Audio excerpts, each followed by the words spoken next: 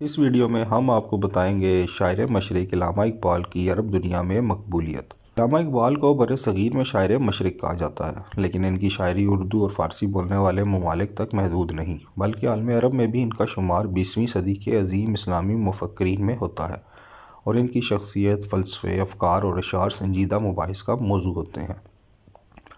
سوال یہ پیدا ہوتا ہے کہ علامہ اقبال کا کلام جو کہ اردو اور فارسی میں ہے، عرب تک کیسے پہنچا، اور اس خوبی کے ساتھ کس نے پہنچایا کہ عرب نہ صرف اقبال سے بلکہ ان کے کلام میں پینا فلسفے اور پیغام سے بھی آشنا ہو گئے۔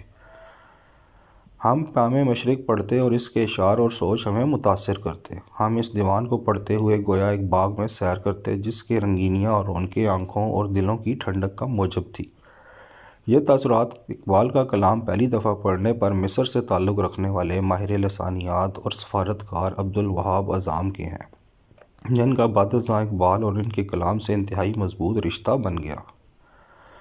وہ کہتے ہیں کہ پیام مشرق پڑھنے کے بعد ان کے دوست احباب ان کو گاہے گاہے اقبال کے دیگر دیوان اور اشعار کے مجموعے بھیجتے رہے، جن کو پڑھ کر وہ اقبال کے فلسفے اور طرز شاعری کے مداح ہو گئے، اور اقبال کی شاعری کا عربی ترجمہ کر کے جرائد میں شائع کرنے لگے، جس کے ذریعے اقبال اتباع اقبال سے متعارف ہوئے۔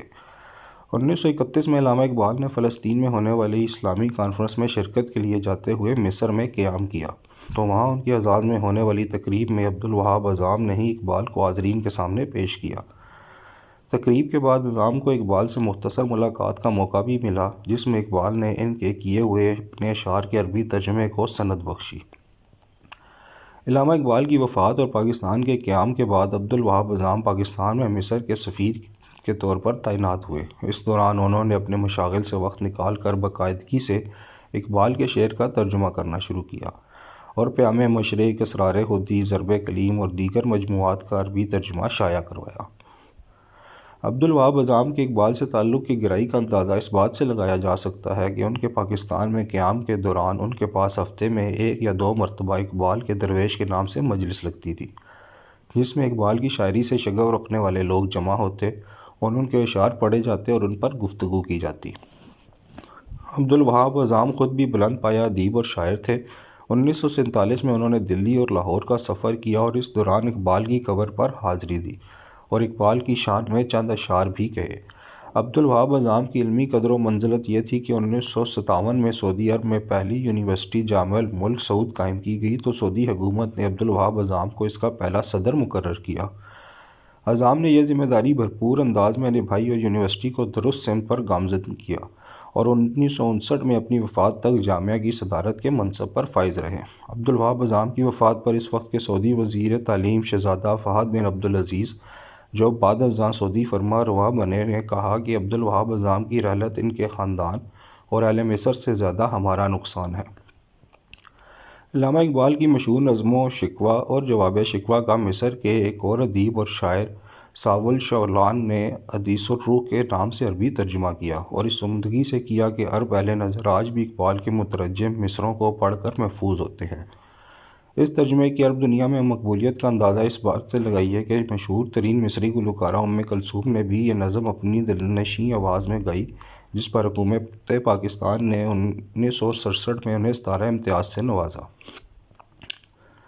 ساویل شعلان کو بینائی سے محروم ہونے کے باوجود اردو، فارسی اور عربی پر اس قدر عبور حاصل تھا کہ وہ اشعار کا مسجع اور مطفی ترجمہ کرتے، یعنی وہ اردو اشعار کا عربی نثر میں نہیں بلکہ شاعری میں مطلب بیان کرتے۔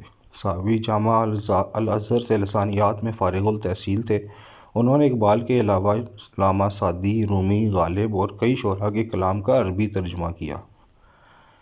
اس کے علاوہ دیگر شخصیات بھی ہیں جنہوں نے اقبال کے کلام کا عربی ترجمہ کیا۔ ہندوستان سے تعلق رکھنے والے معروف عالم و مفکر ابوالحسن علی ندوی نے روائے اقبال، اقبال کے بہترین اشعار کے نام سے کتاب لکھی، جس میں انہوں نے اقبال کے منتخب اشعار کا ترجمہ کیا۔ یہ کتاب دمشق سے شائع ہوئی۔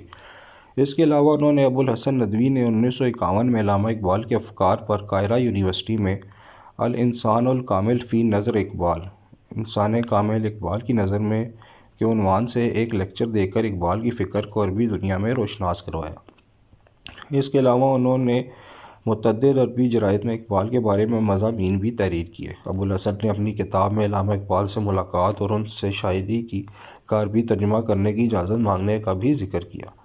الجزیرہ پر علامہ اقبال کے متعلق حال ہی میں شائع ہونے والے ایک بلاگ میں شامی ادیب ظہیر زازا کا بھی ذکر ہے، جنہوں نے بال جبریل کا عربی میں ترجمہ کیا۔